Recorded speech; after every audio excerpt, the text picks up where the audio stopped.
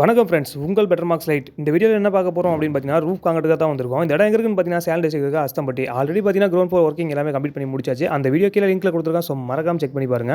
இன்னைக்கு first floor concrete working தான் வந்திருக்கோம். ஃபர்ஸ்ட் ஃப்ளோருக்கு தேவையான மெட்டீரியல் எல்லாமே கேட்டிருந்தாங்க லிஸ்ட். நாங்கள் லிஸ்ட் எல்லாமே கொடுத்துட்டோம். மெட்டீரியல் எல்லாமே இன்னைக்கு பர்ச்சேஸ் பண்ணிட்டாங்க. மெட்டீரியல் என்ன வாங்கியிருக்கோன்னு பார்த்தீங்கன்னா, ஃபேன் பாக்ஸ் வாங்கியிருக்கோம், spot box, junction, PVC bend original வாங்கியிருக்கோம், முக்கால் வாங்கியிருக்கோம். அதே மாதிரி பிவிசி பேஸ்ட் வாங்கியிருக்கோம். இன்சுலேஷன் டேப் வந்து ஒன்றரில் வாங்கி யூஸ் பண்ணுறோம்.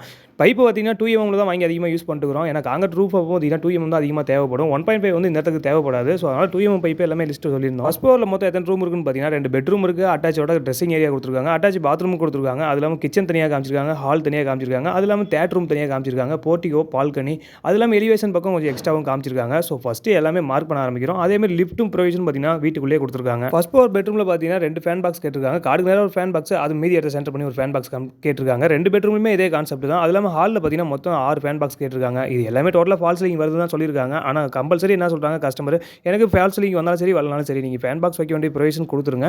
நான் ஃபால் சீலிங் ஃபியூச்சரில் போட்டாலும் போடுவேன், போடலினா அதை டம்மி பண்ணி கூட நிறுத்துவேன் அப்படின்னு சொல்லிட்டாங்க. ஸோ அதனால் அவங்க யூஸ் பண்ணாலும் சரி ஃபேன் பாக்ஸ் நாங்கள் வச்சிருவோம். இல்லை அவங்க ஃபால் சீலிங் போகிற மாதிரி இருந்தால் அதுக்கு மாதிரி டிசைன் கொடுத்துருவோம். கம்பல்சரி எனக்கு ஃபால் சீலிங் தான் வருது அப்படின்னு சொன்னால் அந்த ஃபேன் பாக்ஸும் ஸ்பாட் பாக்ஸும் கொஞ்சம் அவாய்ட் பண்ணலாம். ஏன்னா அதுக்கப்புறம் ஃபால் சீலிங் கொடுக்குற டிசைன் பொறுத்து அதுக்கு தகுந்த மாதிரி லைனில் எல்லாமே கொஞ்சம் சேஞ்ச் ஆகும். ஸோ அந்த இடத்துல வந்து நம்ம ஃபேன் பாக்ஸ் கொடுத்தோம்னா அதோடைய ராட் நம்ம எக்ஸ்டெண்ட் பண்ணும்போது எப்படி இருந்தாலும் ஃபால் சீலிங்கில் கொஞ்சம் சேக்கிங் ஆகும். ஸோ அதனால தான் வந்து பார்த்தீங்கன்னா ஃபால் சீலிங்கில் நாங்கள் ஃபேன் பாக்ஸ் வைக்கதே இல்லை. அதுக்கப்புறமா டி ஆங்கிள் செட் பண்ணி அது ஹேங்கர் போல்ட் ஃபிட் பண்ணுவோம். ஃபிட் பண்ணதுக்கப்புறம் இன்னும் கொஞ்சம் பர்ஃபெக்டாகவே இருக்கும். இன்றைக்கி இருக்கிற ஒர்க் எல்லாமே டோட்டலாக கம்ப்ளீட் பண்ணி முடிச்சோம். இந்த வீடியோ எப்படி இருக்குன்னு பாருங்கள். மறக்காம கமெண்ட் பண்ணுங்கள். உங்கள் better marks light. Thank you friends.